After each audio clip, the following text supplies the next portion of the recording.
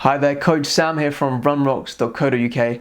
I have a great video for you today. We're looking at race time estimates based on another race you've done. So this is for someone who's already done some sort of race, whether it be 5K, 10K, a half marathon, marathon, or if you've done a Hyrox or a doubles Hyrox. Okay, and I've made a chart for this. This is a free chart. If you look at this, you can access this on runrox.co.uk for free whenever you want. But let me explain how to use it now, because there's some really cool nuances you can play on. Don't let the numbers scare you either. I know some people are scared by numbers, but it's so easy. I'll show you how easy this is. I'll also show you how it affects your intervals, how fast your interval training should be, what times you should be looking up for your intervals based on your fitness levels. I'm going to explain to you how you can progress from one time to your goal time with those intervals too. So there's a lot to cover. It's really exciting. Let me give you a quick example so you see how easy this is. Let's say you have done a 5K. Okay, it doesn't matter which one it is. Let's say it was a 5K and you did it in 30 minutes. Awesome.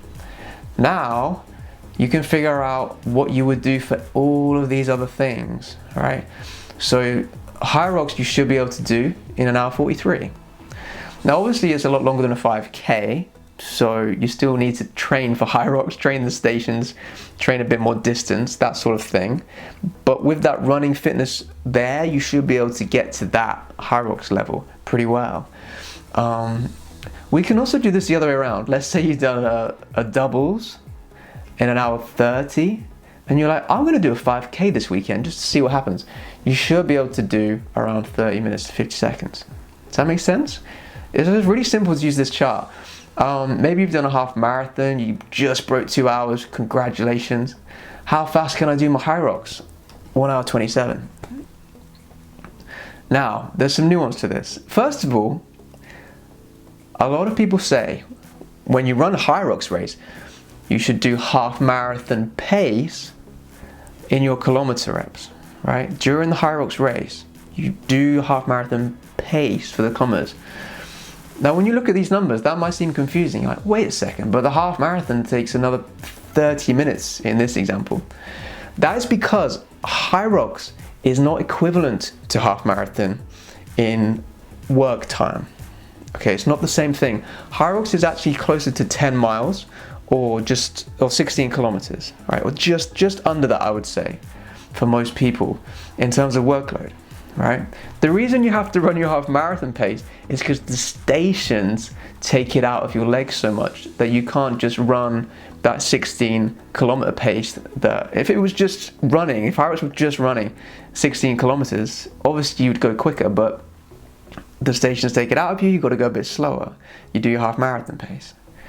Okay, hopefully that makes sense. There's a little nuance here because this is all based on running, right? Some of you are actually maybe really good at the stations, but you're a little weaker at the running. And vice versa, you might be really good at running, not very good at the stations. So that's going to affect how you look at this chart. Let's say you can do a 5K in 25 minutes, right? But you are much stronger at the stations, okay? You have that 25-minute fitness for running, but you're even better at stations. So that actually means you can go up to maybe 3 points quicker here. All right. It's not because stations are more important. It's just because of the way this is calculated based on running. Okay. Now, if you're a stronger runner than you are at stations, but again, this is your fitness level, 25-minute 5K, but your stations are less of fitness, then you're actually going to potentially go up to 3 points slower. Right. So now we have this range. Okay, if you're a well-rounded athlete and you're just 50-50 at both running and stations, then of course you can look at this in-line time here in the middle. Stronger runners would look around here, stronger at the stations, you can look around here for your estimate. Okay, so you just bear that in mind. Again, not because stations are better or you need to get better at the stations, it's just the way this is calculated. This is all based on running, so that's just the way it's going to skew, all right? You'll notice doubles, always less time. Doubles, you can go crazy on the stations because there's two of you, you're getting rest, right? So based on a 5K time, if you can both do a 30-minute 5K, for example, you can both do it, then your doubles time is going to be about 127. But look, solo's time is going to be, it would be slower for you. Okay, so obviously there's less workload for you to do in doubles. That's why it's quicker. Now, let's take a look at intervals, interval pacing. Because this is really important. When you're training, you do a lot of intervals, right? Or at least you should be doing intervals at some point in your training, because that is how we develop our speed and we get used to running quicker than our current fitness. So let's first of all figure out how fast you should be going right now. So maybe you've done an hour 30 Hyrox solo.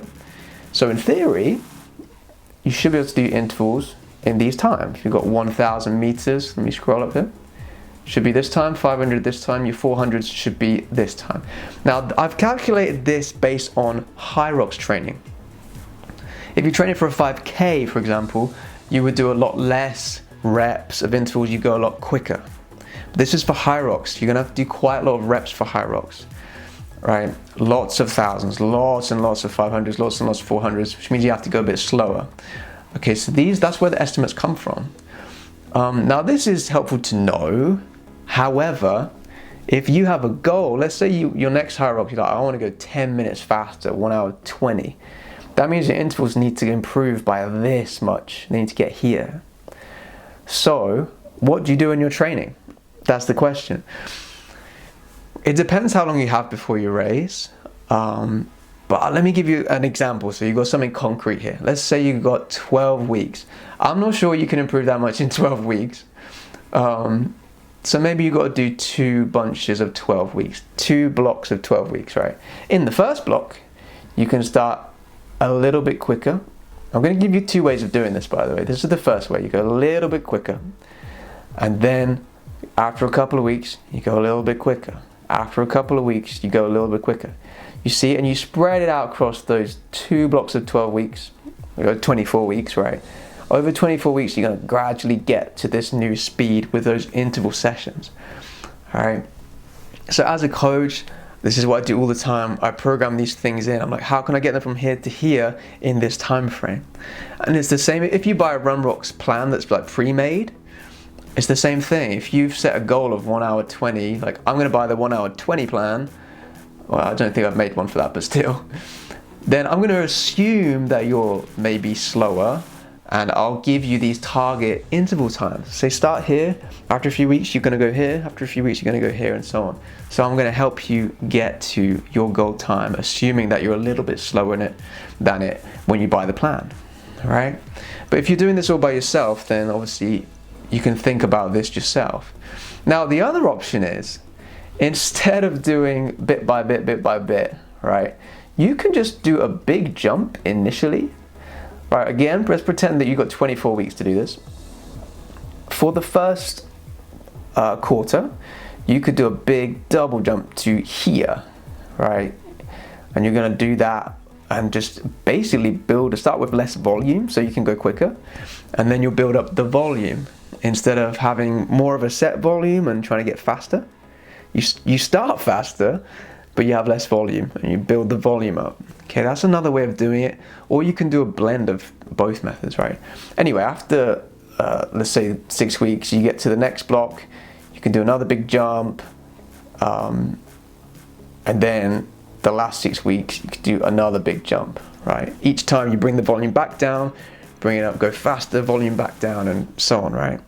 These are all things I do when I'm coaching for my clients. So if you don't want to think about any of this, I would suggest you go to runrox.co.uk. Okay, you can find my coaching services there, as well as the pre-made plans you can buy on Runrox, which are all programmed by myself. So please take a look. Feel free to message me at any point if you want to. Now, before we go, I just want to say I did make another video with another chart to do with race pace. So there's a link below to that video. The chart is a bit different. It's more about what pace you should be running if you want to hit a specific time. Right, so how fast you should be going during the race, as opposed to like during your training. How fast you should go during the race to hit a certain time, and vice versa. So I did a different video on that because it's a different chart. You have to think about it a little bit differently. All right. Whereas this, As I said at the beginning, this is based on a previous race you might have done, previous distance, and then you can calculate a different distance, right? All your intervals. So both of the charts are available on runmonks.co.uk. They're free. Links are below. You can just look at them whenever you need to. No one's ever thought of this before. No one's made this before, which is why I did it. I made it because I thought, well, how is this not out there? How's no one figured this out? So I spent some time calculating it all, which I explained a little bit in the other video actually. So you can see how I worked this out, which is quite interesting. But anyway, thanks for watching this video. I hope it was helpful for you, and just comment below what your PR is right now for one of these races, and tell me what your goal is for one of these races. Right, maybe you've done a 10K, what was your PR? Maybe you want to do a Hyrox doubles, what is your goal time? All right, let me know in the comments, and I'll see you in the next video.